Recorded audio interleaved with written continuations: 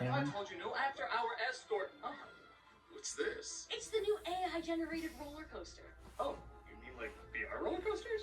Yeah, those are kind of fun, but aren't they old news? Yeah, why would the nostalgia critic be into anything old? No, AI-generated, and they're based on business models. They are? Yeah, so it's super unpredictable. There's the WeWork coaster, which doesn't work. There's the Twitter coaster, which is exploding into quicksand. And then there's the Theranos coaster, where people literally die. I guess that's kind of a new spin on the idea. Yeah, what coaster are you riding? I was playing the History of Disney coaster. It was a freaking blast. Yeah, hook us up. Okay, so things are on the rise. You got Snow White, a lot of hit animated shorts. Huh. Whoa, but then there's World War II and all of your films are too expensive. Whoa! It's okay. Disneyland opened. The films are making money again. But oh no, Disney died and the company's on the verge of bankruptcy! Whoa! But good news, the Disney Renaissance, hit after hit, is coming out now. But oh no, Michael Eisner thinks he's gotten so many bad ideas! Whoa! But it's okay. He's gone now. You just bought Marvel, Star Wars. You're turning out hit after hit. Wait, what's that drop in the distance? Oh, that's the 2023 plunge. Whoa! Wish, the Marvels, Haunted Mansion, Indiana Jones, the Creator, Quantum Mania, bomb after bomb after bomb after bomb, leading to a nuclear explosion! Whoa. I knew Disney was doing that. Now that was an amazing Can ride. Disney please go back Can I to... make another one? Jury's still out on that one. Oh, thanks for sharing. Can Disney go back to actual good stuff? You think there's a Because now they do Facebook bomb ride on after it? bomb after Only bomb. one way to find out. Okay. Oh my god. It's just one big drop. It's no secret Disney has had a pretty rough 2023. Hell, even 2022 wasn't all that great. What was supposed to be their 100-year anniversary turned into an onslaught of whoops, yikes, and But the truth is, Disney has gone through a lot of peaks and valleys, and I think to last 100 years, you probably have to. My guess, or maybe even hope, is that the latest run of box office duds is just another one of those valleys that Disney has to creatively dig their way out of. This will hopefully force them to use a little bit more imagination and not just rely on their old tricks. That is to say, Disney certainly reuses a lot of tropes that work, but they often combine them with new, innovative, and even groundbreaking updates that end up standing the test of time. Just like one of their biggest hits during the Disney Renaissance, Aladdin.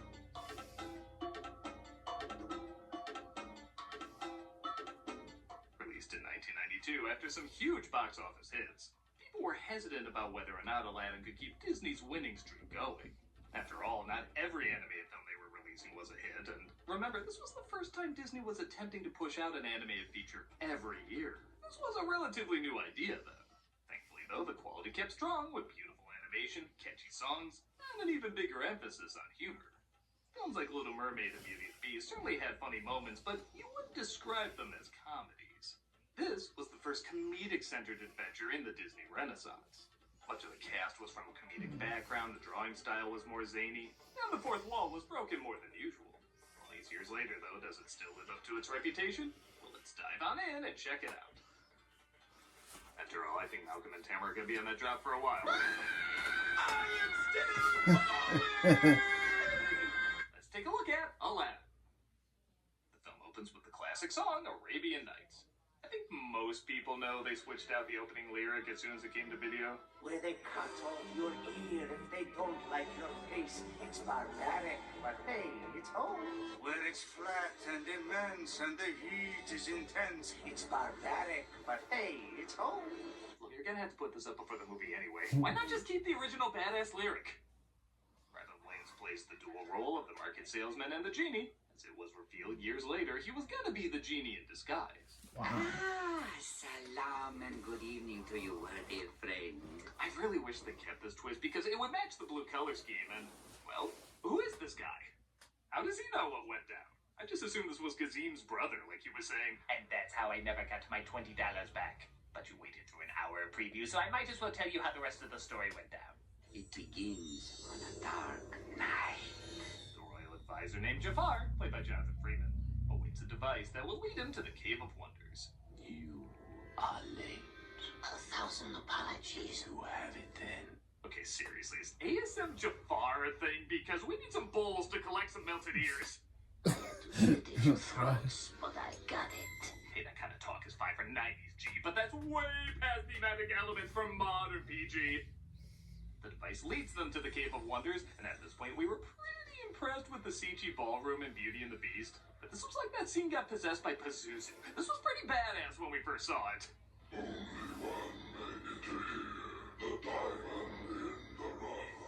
He also must be nippleless, repeat nippleless. The scene obviously doesn't match that description of Sunnyville Jafar and his parent Iago, played by Gilbert Gottfried, who bizarrely had a long career voicing birds, and yeah, I think it's safe to say this is his best one. Look at this! Look at this! I'm so ticked off that I'm... R.I.P. You can admit, that was your first time R.I.P. getting introduced to Gilbert the whole thing, Godfrey. wasn't it? Gilbert Godfrey.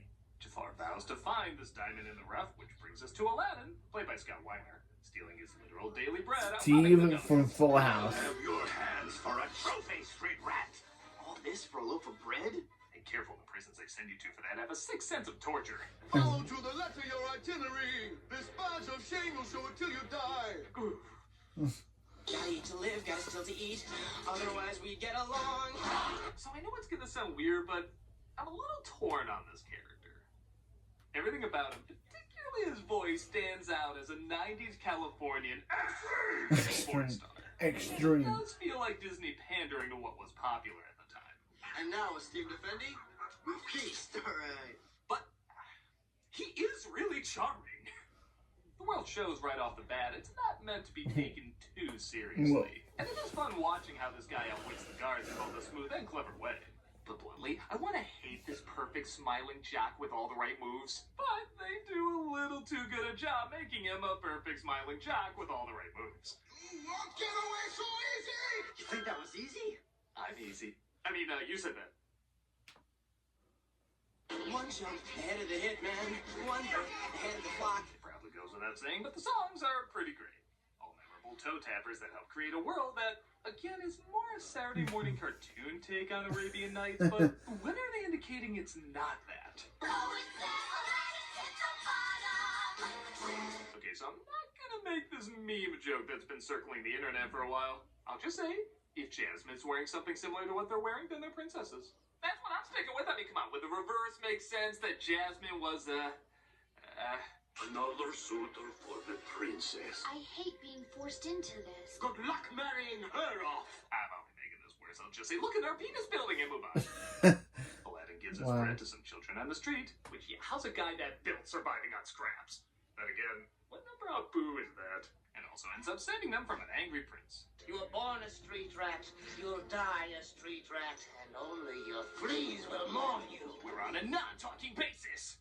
We're then introduced to Princess Jasmine, played by Linda Larkin, who hates that she has to marry a prince before her next birthday. The law is wrong.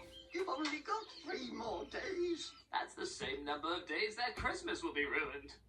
What? I've never done a thing on my own. Maybe I don't want to be a princess anymore. Jasmine is also very much an archetype at the time, with her hating being a princess and wanting her independence, but again, she does have a lot of charm. She could come across as too complainy, but when she runs away to the marketplace and has to get out of a bind with Aladdin, she does show she has a fun sense of humor. She thinks the monkey is the sultan. Oh, wise Sultan, how may I serve you? The monkey also thinks he's Donald Duck.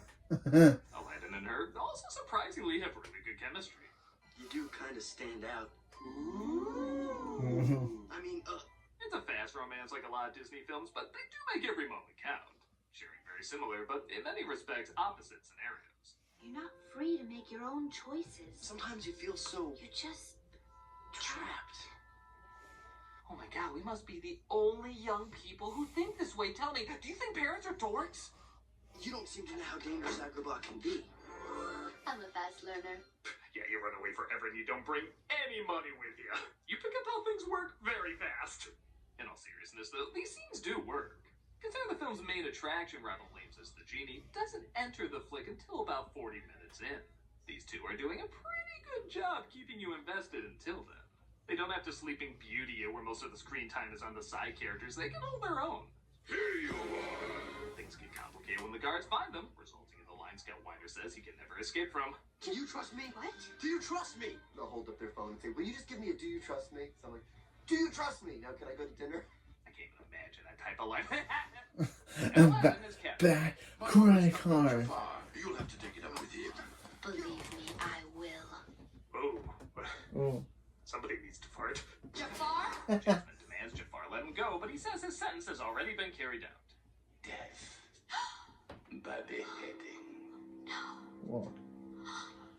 Somebody had way too much fun animating that moment. Aladdin is very much alive, though, as Jafar disguises himself as an inmate who tells him about the Cave of Wonders. You've heard of the golden rule, haven't you? Whoever has the gold makes the rules. I trust this guy. Aladdin agrees to go with him, hoping the riches will make him powerful enough to marry Jasmine, and he enters the Cave of Wonders being told to touch nothing but the lamp. Which is a little weird, isn't the idea of the lamp that's supposed to be unassuming, but you see it there in the middle of the room with that light, and I'm gonna assume that's gonna do something. Imagine. Carpet? Come on out. We're not gonna hurt you. Have I mentioned yet the colors are freaking phenomenal?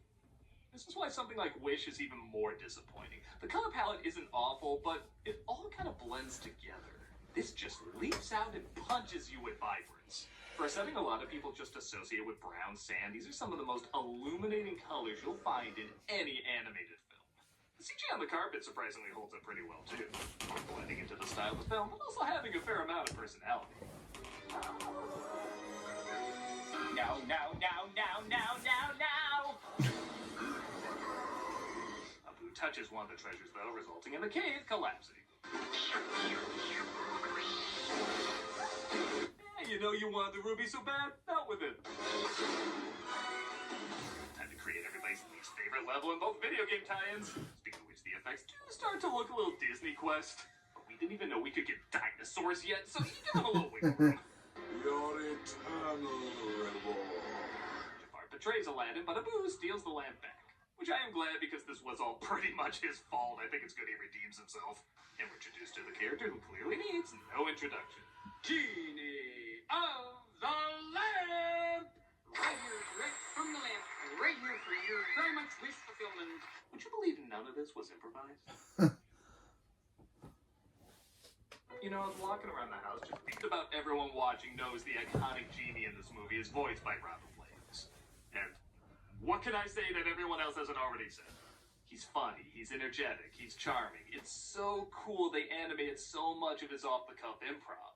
In case of emergency, the exits are here, anywhere. There really isn't that much I can say about him that isn't self-explanatory and has been talked about to death. So why don't I talk about the animation on him? Because that really is half this performance, and honestly, I don't think it gets enough attention.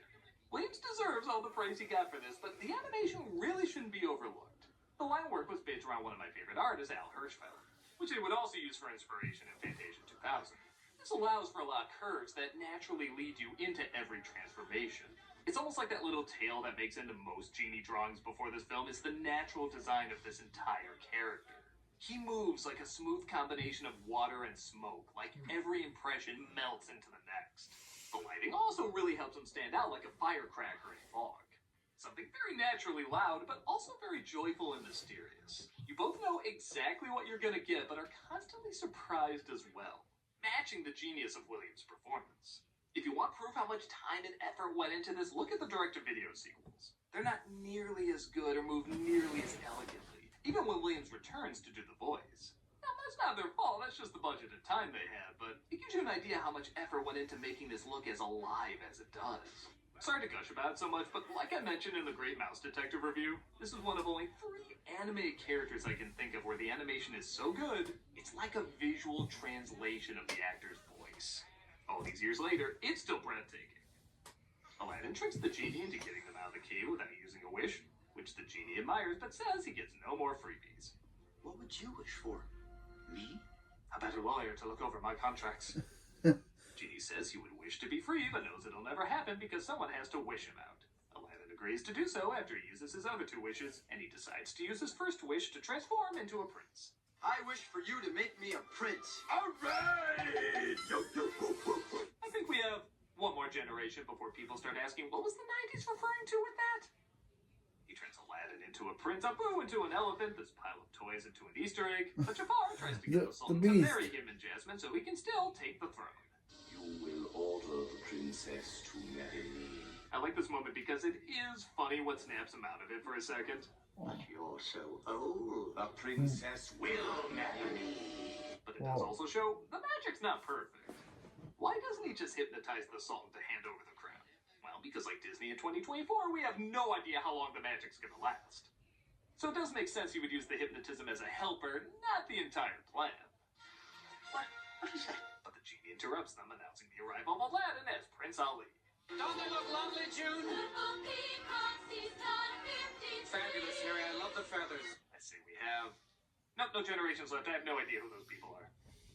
Ali seems to charm the Sultan. At least it's better than Will Smith. One thing I pride myself on, I'm an excellent judge of character. Oh, excellent, Judge. Yeah, sure. Nah. Why did everybody in the 90s think we said not? Did you say not? Did you? I didn't say not! Jasmine wants nothing to do with him, but... Ooh, you got a car? Pet? Do you trust me? What? Do you trust me? She eventually puts together who it is. It really is a distractingly snazzy ad. And he takes her on a magic carpet ride, showing her a whole new world. See, we're only dreaming. A whole new world. With whole new voices. Seriously, she's Fontaine and he's from Starship Troopers Weird. It is nice they get their chemistry back and they don't spend too much of the film bickering. Because despite it being a liar-revealed story, it skips a lot of the annoying tropes usually associated with it. In fact, I like watching her put together more and more that's him, like when he does the apple trick like he did before. But rather than get angry or mopey and dopey in the third act, they just let them be a likable couple. Hell, she actually understands when he confesses. I'm sorry I lied to you about being a prince. I know why you did.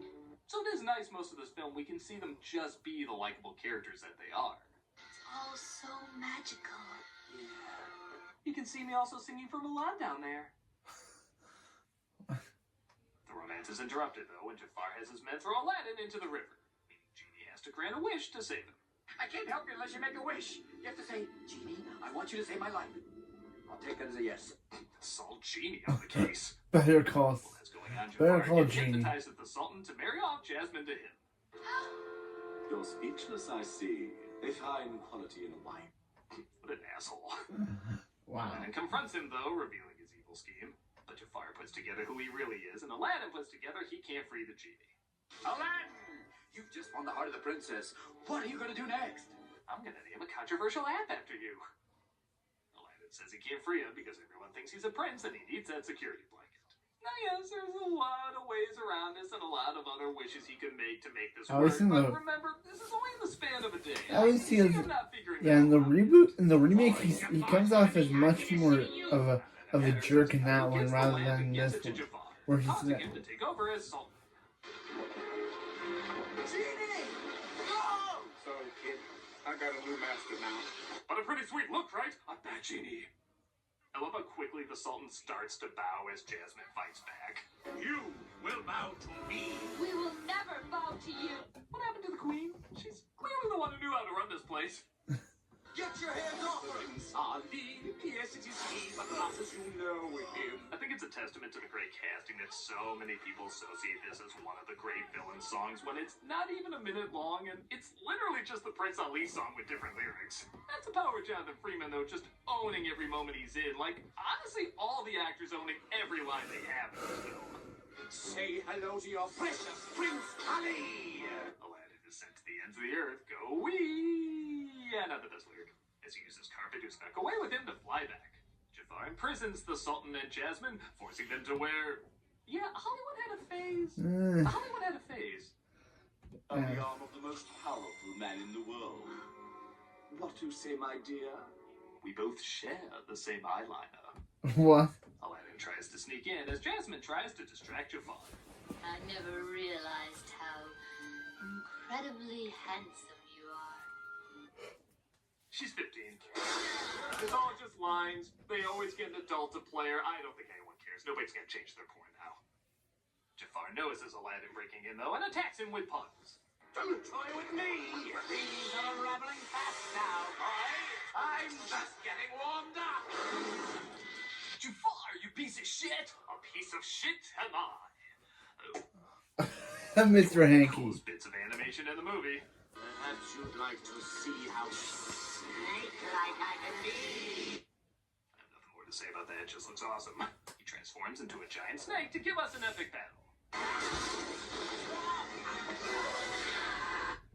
Clearly transforming into a giant parrot would have been more epic. And where are the essential talks of Cheerabot?